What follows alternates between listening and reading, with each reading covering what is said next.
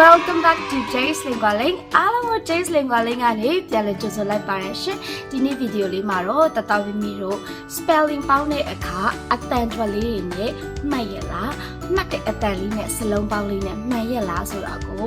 စစ်ဖို့ quiz လေးလုပ်သွားပေးမှာဖြစ်ပါတယ်ဥပမာ pencil ဆိုတဲ့စကားလုံးကို P နဲ့ပေါင်းနေလား B နဲ့ပေါင်းနေလားကဲစကားလုံးလေး၃လုံးကရွေးစရာပေးထားမယ်ဒါလေးကိုတတမီတို့က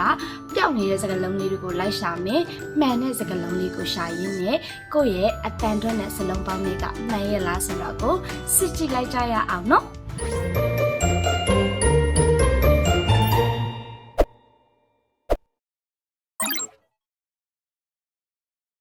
Spelling activities. So, ဒီ game မှာတော့ဒါသမီးတို့အတွက် spelling စလုံးပေါင်းတာတွေပေါင်းနိုင်ရဲ့လားပျောက်နေတဲ့စကားလုံးတွေရှာနိုင်ရဲ့လားဆိုတာကိုစမ်းစစ်သွားမှာပါ Instruction ဘယ်လိုလုပ်မလဲ Look at the pictures in each slide ပေးထားတဲ့ slide တိုင်းမှာ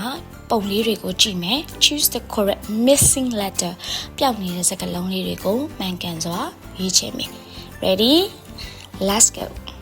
The first picture you will see, what is this? UNICOR လို့ပေးထားပါတယ်။နော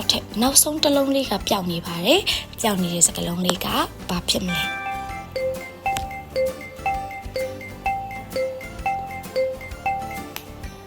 Yay! Unicorn! ဒါဆိုရင် unicorn ဆိုတဲ့စကားလုံးလေးကဆိုရက်ဆုံးပြီးတော့ unicorn လို့ဆုံးပါတယ်ဒါအတွက်တမှတ်ရပါပြီ Ready for number 2 Let's look at the picture There are so many ပထမဆုံးစကားလုံးလေးပြောင်းနေပါတယ် Let's think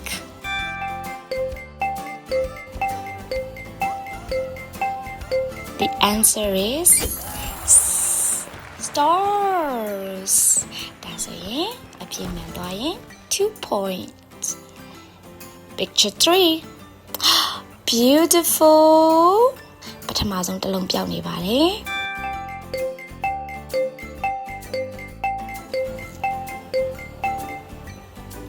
Yay Rainbow Next one Number 4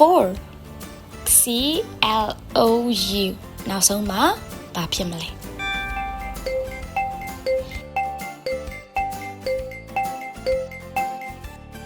Cloud Amazing You did a good job everyone ဒါဆိုရင်နောက်တစ်ခုဆက်သွားပါမယ်နောက်တစ်ခုကတော့အရန်လှပတဲ့ရေတိုက်ကြီးဟုတ်ပြီနော်ရဲတိုက်ကြီးကိုအင်္ဂလိပ်လိုအစစကားလုံးလေးကဘယ်လိုခေါ်မလဲ၃ခုပေးထားပါတယ်ရွေးကြည့်ရအောင်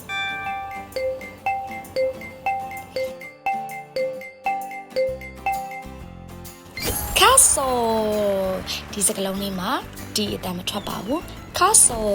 everyone good job next one oh yummy အရန်အရသာရှိတဲ့ ice လေးပေးထားပါတယ်နောက်ဆုံးမှာစကားလုံးတစ်လုံးပြောင်းနေပါတယ်ကဲစဉ်းစားရအောင်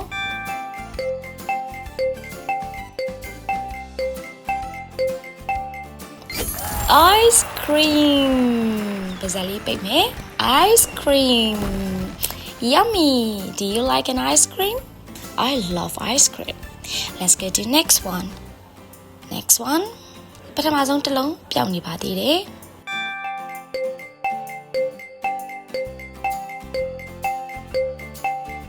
Butterfly အရင်လာတဲ့လိပ်ပြားလေးတွေပါပဲဒါဆိုရင်တော့ဒီနေ့အဖြစ်ဘယ်နှခုမှန်လဲကြည့်ကြရအောင်အားလုံးကိုရှင်နဲ့တူတူစောက်ပေးတဲ့အတွက်စကားလုံးလေးတွေလည်းစဉ်းစားပြီးတော့အတူတူစူးစမ်းပြီးပေါင်းပေးတဲ့အတွက်အားလုံးကိုကျေးဇူးတင်ပါတယ် Hello everyone welcome back ဒါဆိုရင်အဖြစ်ကရောဘယ်နှခုမှန်ခဲ့လဲတတောင်မျိုးတို့ကစလုံးပေါင်းနဲ့အတန်အတွက်တွေနဲ့အားလုံးမှန်နေရဆိုရင် congratulations ပါတကယ်လို့မမှန်သေးဘူးဆိုရင်လည်း quiz လေးကိုခဏပြန်ကြည့်ရင်းနဲ့ practice လုပ်ကြမယ်နော်နောက်ထပ်ဗီဒီယိုတွေမှာပြန်တွေ့ပါမယ်ရှင် bye bye